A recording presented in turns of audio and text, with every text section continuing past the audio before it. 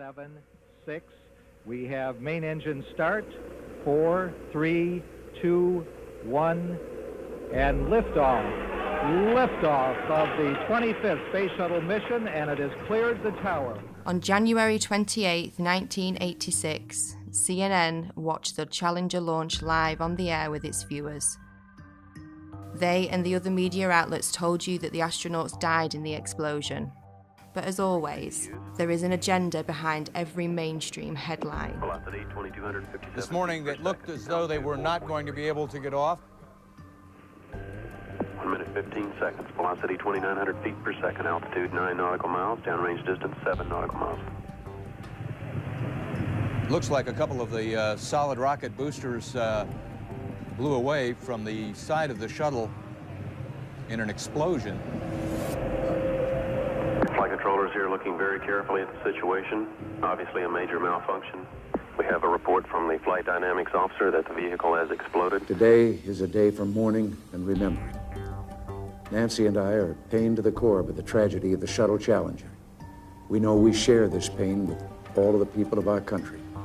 This is truly a national loss. The 7 NASA astronauts supposedly killed in the 1986 Challenger disaster did not die in the explosion and are quietly living out their lives in the US, with many of them hiding in plain sight, using their same names and working at high levels in the same fields they worked in before the disaster, according to explosive evidence uncovered by investigators. We've located 6 out of 7 of them. In the world of deception, it's really easy to say this person is that person, and there's a lot of that going on, muddying the waters. But 6 out of 7 have identical names. They work for universities, most of them.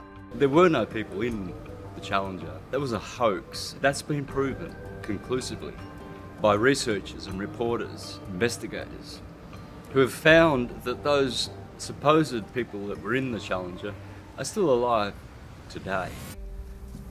We remember Dick Scobie, the commander who spoke the last words we heard from the Space Shuttle Challenger. We remember Michael Smith. We remember Judith Resnick. We remember Krista McAuliffe. We remember Ellison Onizuka. We remember Ronald McNair. People still think the Challenger exploded with these astronauts. It was a horrible thing. Never happened. Yes, the rocket exploded. There was no one on board. So imagine you're at the launch of the Challenger. This is a historic moment and it blows up in midair. Whether you are personally related to somebody on there or don't know anybody, you're gonna be a mess. This is an emotional, incredible scene. And CNN was reporting and they told the cameraman, let's get a live shot of Krista's parents. And when they zoomed in on them, they were giggling, they were laughing, they were smiling. I don't know how you can put a smile on someone's face, even if you told them the funniest joke in the world at that very moment. Just look at their face. Is that the face of somebody whose daughter just blew up in the most horrific, violent accident ever? Or is that somebody playing a role, not knowing that they're on camera and thinking about the money that they may have gotten? You can hide somebody that's allegedly dead right in plain sight. All you have to do is move them a little farther away, give them a different job, claim that they're somebody else. You don't even need to change their name. So statistically speaking, the odds that almost everyone on the Challenger have exact lookalikes with exact names still existing is kind of laughable, honestly. Exact doppelgangers existing in the world with the same names, and when confronted, they get very nervous and their stories begin to conflict and they have the same mannerisms. You know, it doesn't take a lot to put it together, honestly. Let's start with former NASA astronaut Michael J. Smith, with the same name as this retired professor from the University of Wisconsin-Madison. Are you Michael Smith? Yeah. Professor at university? Retired. Retired? Yeah. Yeah. Yeah, I just stopped by because there's this room. Are you aware of that? There's a rumor on the internet. It's not me. That people are saying... Yeah, it's not me, obviously. I mean, anybody that looks at my background, looks where I was born, it's not me. I mean, it's interesting that the Michael J. Smith that was the astronaut looks something like me when we were younger, but really not, if you really look at facial recognition. You never been a pilot, never been in the military? Nothing like that. Huh. No. Okay. Yeah. That's all. And I don't respond to the emails I get. I get probably an email, maybe 2 a month. Really? Yeah, and I got one guy that's been really hounding me, and I turned it over to the FBI. Okay. Yeah, you just sure look alike. It's the same name. I know the facial thing, but that's what we looked like, what, 40 years ago? Mm-hmm. Yeah. Okay. Yeah. Well, thank you. Yeah. Okay. Michael J. Smith, identical looks, dimples the same, teeth the same. There's really no denying it. And before he could finish the question, Michael denied it. Oh, that's not me, you know, and laughed it off. What's he going to say? Oh, you got me?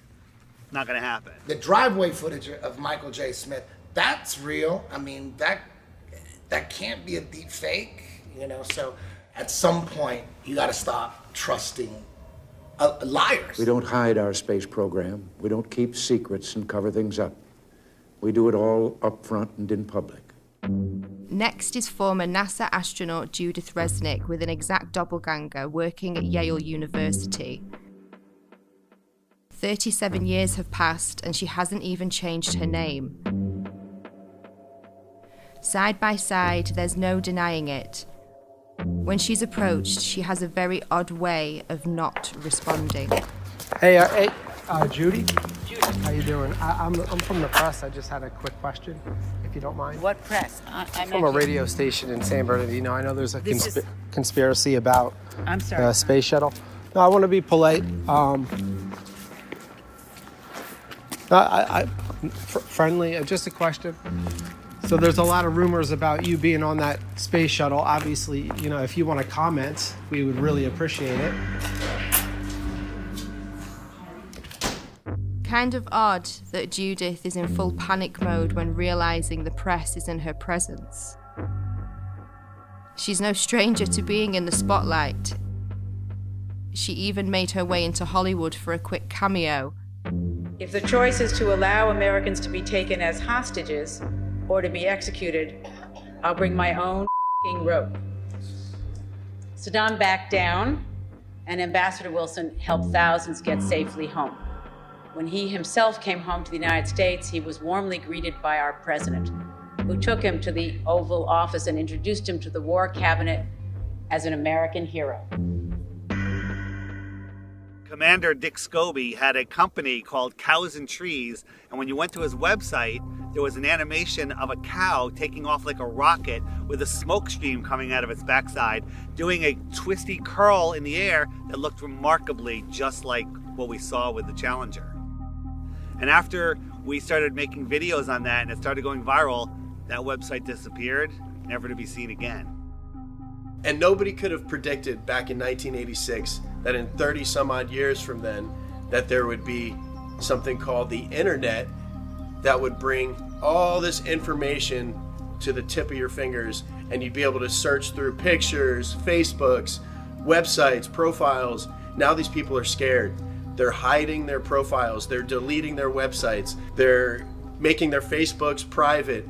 Onizuka and McNair are always together. They're hanging out at NASA and always talking about themselves. Ellison Onizuka, if you look at clips of him back in 1986 when this happened, he actually spoke like, every other word was, Let me say that it's really a pleasure to be back. If you look at clips of his brother, Claude, now speaking, it's the same exact thing. Every other word is, But Ellison's dream is continued to be carried on. I think we got some... we're very fortunate that I think we're ready to go fly. Thanks for being out here today. His brother just so happens to be the spokesperson for the Challenger tragedy.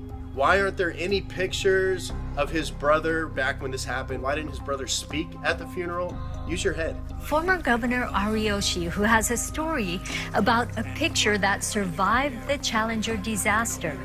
Ellison Onizuka came to see me one day, and he wanted a family photo. And he wanted to take it up on a Challenger, and he's going to bring it back, inscribe it, and autograph it. But that Challenger accident happened, and I felt very sorry to lose Ellison. But I didn't even think about the photo. I thought everything else must have been destroyed completely. About 2 months later, Lorna Onizuka called me and told me that they found in the water, NASA found the personal preference kit of and she said there were two things in there. One was a monk's prayer, and the other was his family portrait. So I told her, oh, then it must be in terrible condition because the astronauts, the big bang up and the ocean in the water for 2 months. She told me, no, it's in perfect condition. I said, I'm going to bring the picture over to you and present it to you. And then in the meantime, NASA got the picture and they put this together for us. Ronald McNair conveniently has a twin brother named Carl McNair who looks exactly like him and is at a lot of the events now, but was nowhere to be found when the explosion happened. Krista McAuliffe was a fairly new teacher, just 3 years at that school. To get her story planted, all of these people, the parents, the astronauts, everyone involved that you saw, are crisis actors. Essie was at the Cape in the stands to see Tuesday's launch, a sight that she says still haunts her. Why didn't I leave too? But I thought, no, I want to stay and see it. And as she read Mike's invitation for the launch, Miss Hesse said that she doesn't know if she'll be emotionally ready for a service like that in his hometown. Since I won't be able to see you all in person, let me say thanks for coming and have a great time. And I hope you see a good show.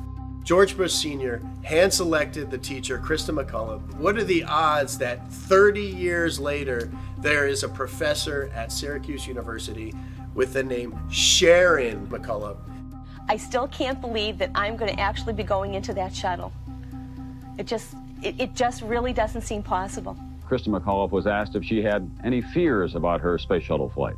People really feel that space travel is safe now. It's not that earlier feeling that, oh, it's going to blow up or something's going to happen. Right at this point, I feel that I'll be okay if I go up. Well, where's Jarvis? How come you haven't located him? And the answer is, he could have died of natural causes, a heart attack, a car accident, 3, 4, 5 years later, and it would never be reported. The reason they did it was a psychological operation to justify not doing manned space flights anymore and to pull on your heartstrings with an emotional cover. So if you dare question it, then you're immoral. And then when you look into it, you find out, of course, that you have all these people still existing in the world. So basically a government version of witness protection for NASA. Our nation held a vigil by our television sets. In one cruel moment, our exhilaration turned to horror. We waited and watched. They were waiting and watching. When they saw the explosion, there was confusion. Was something wrong? The principal and teachers weren't certain either. Then it got very quiet as the horror of it began to register. Besides the trauma-based mind control and putting children through that trauma, and also it reinforces their model. It reinforces their religion. Look, this terrible thing happened. We're trying to go to space. We're trying to explore for science. But look, all those people died. But at 1 o'clock, school was closed. It had to close. I felt as if my whole body blew up inside when I saw that. And I can just never be as shocked as I am now. Seeing it with my own eyes, it really just scared me. Some astronauts blow up in a rocket. What does that do subconsciously to the average person? They don't want to go up into space. They don't want to blow up in a rocket. We'll leave that to the professionals. We'll leave that to NASA or government. Once they had seen the evidence on the visual screen that there would be no survivors, it suddenly became apparent to them that they were dealing with death. The government had incentivized the different public schools to play the Challenger in their classrooms. So they rolled their TV sets out, they had all the children sit down and get ready to watch it, and 20% of the American public watched the Challenger event happen live. And within 1 hour, 80% of Americans had seen the Challenger tragedy happen. So just like with 9/11, they have everyone see this traumatic event, and then we're all in unison that we're traumatized. When it blew up, it was a form of trauma-based mind control that some people will never grow out of, and then the emotions kick in and you're unable to think logically about what's going on. Of course this was planned. They made every school show this event live. They wanted these kids to grow up defending this tragedy. Think about how many field trips come here, unfortunately. And they go in and watch that Heroes and Legends thing, and they come out thinking that this is the greatest possible hero that they could ever be. And that's just, they're actors. And we're building them up higher than your father, police, military, all these people that are actual heroes. These are actors working for a government agency. So